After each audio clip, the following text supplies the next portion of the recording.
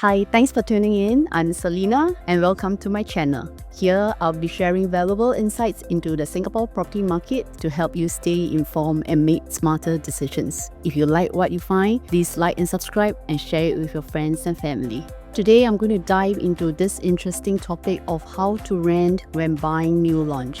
One key thing of buying new launch is the wait, which means you will have to rent in the meantime. Now, I know there are some people out there, like my parents, who are very much against renting. They will always tell me, girl, don't rent, waste of money, you're helping the landlord to pay for the mortgage. And you can't even do anything to the wall. If you want your wall pink, you can't even do that. So why are you doing that? Now, I know there are another group on the flip side, right? There are actually another group who enjoy renting because they get to choose the place that they like, and at the same time, they are making informed, data-driven decisions. So they are not actually driven by their emotions. So the big question is, how do you rent smart to make the most out of your new launch purchase? Let's be honest, it'll be very painful if you're to rent and you don't make much at the end of the day. And you will have the idea of, what, Biang, why do all this? Why can't I just buy a resale and stay in it? I'll be sharing 6 different scenarios, and they are divided into 2 main categories. 1, rent and buy new launch of the same value, and 2, rent and buy new launch at a different value.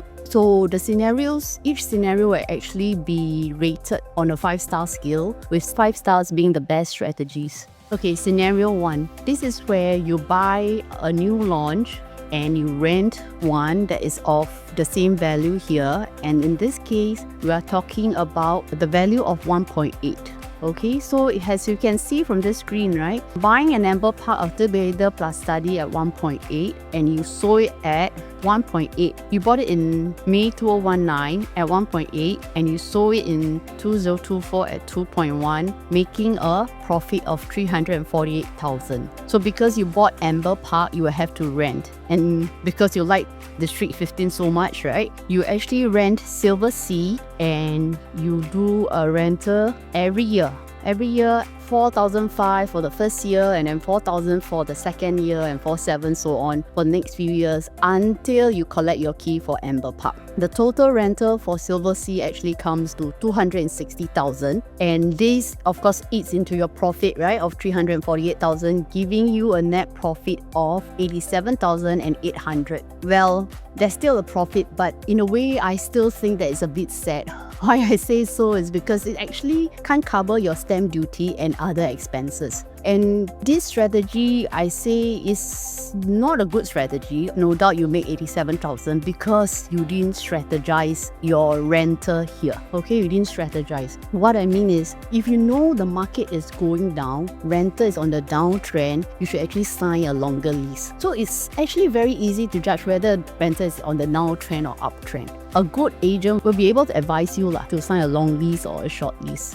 So for this scenario, actually I give it a 2 stars. So let's take a look at scenario number 2. Okay, this is where you buy and rent at the same value again at 1.8, but this time round you strategize your rental. You sign a very long lease because you know you will have to wait for the project to TOP before you can move in. So this rental actually comes to 187,000. As you can see, right, the actual profit actually doubled, and this is mainly due to you signing a longer lease at a low rental. So for this strategy, I give it an extra star at 3 stars rating.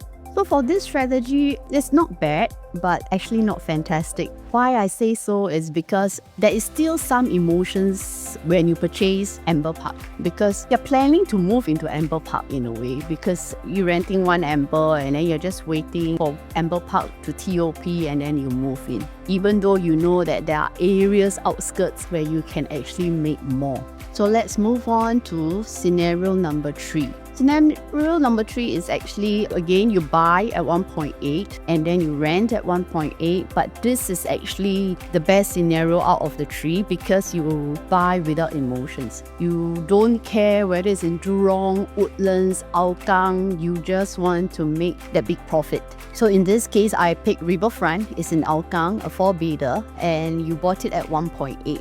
So when you bought in July 2019, right, it was at 1.77, and when you sold it at August 2023, it was 2.46. So the profit came to 690,000. And then because you don't want to compromise on your lifestyle, you rented one amber, a 2-bedder and 1 amber, and you sign a long lease at a low renter, and the total rental is 187,000. So as you can see, the actual profit is 500,000. So this scenario is very clear when you don't buy based on emotions, but instead of data, figures, numbers. So to conclude, scenario 1 is actually the worst because you don't strategize the renter and it eats into your profit. And then for scenario 2, it's slightly better because you sign a longer lease, you strategize your renter, and it helps you to double that profit. And scenario 3, of course, is the best. You're buying based on numbers and not emotions. The decision is clear, focused, and financially sound. That's how smart investors should do it. Having covered the 3 scenarios, I will now move on to the category where you buy and rent at a different value. So for scenario number 4, you can actually see that you bought Amber Park at 1.8 and you rent Silver Sea at a higher value at 2.5.